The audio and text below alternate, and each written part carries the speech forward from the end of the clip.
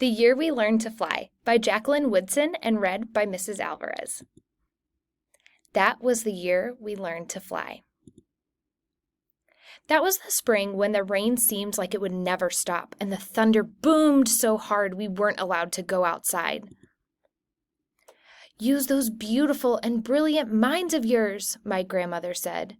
Lift your arms, close your eyes, take a deep breath, and believe in a thing. Somebody, somewhere, at some point, was just as bored as you are now. So my brother and I closed our eyes, and for a few minutes that first day, we weren't stuck in our apartment anymore. We were flying over the city we'd known our whole lives, but it was suddenly different, exploding with every kind of flower we'd ever dreamed of growing.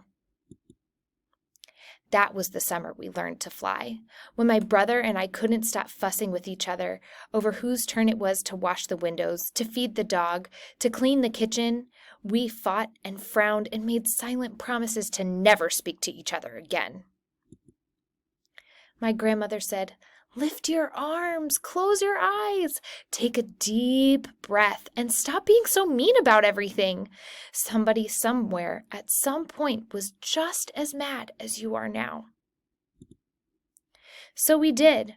And as the soft wind took us out over the city and past the windows of kids who hadn't yet learned to fly, my brother and I reached for each other's hand, flying and diving and laughing and leaving all of our mad far behind us.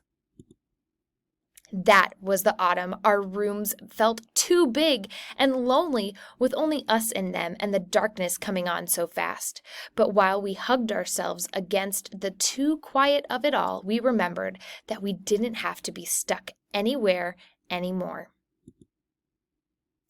My grandmother had learned to fly from the people who came before us. They were aunts and uncles and cousins who were brought here on huge ships, their wrists and ankles cuffed in iron. But my grandmother said, nobody can ever cuff your beautiful and brilliant mind. So our people learned to fly, she said.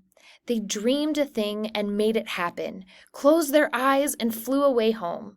Lift your arms, my grandmother said. Close your eyes and remember somebody, somewhere, at some point had to figure out they could fly.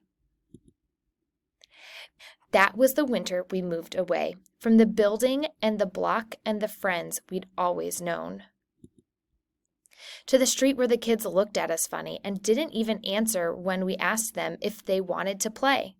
"It's okay," I said to my brother. Somebody, somewhere, at some point, had to figure out they were ready for any new thing coming their way. So like the people who came before us, we lifted our arms even higher, closed our eyes even tighter, and breathed in even deeper, and flew the way we'd always known how to. Free as the aunties and uncles and cousins who'd come before us, free as our own beautiful and brilliant minds. For a long time, the kids on the ground watched us. Then one by one, they lifted their arms. One by one, they too learned to fly.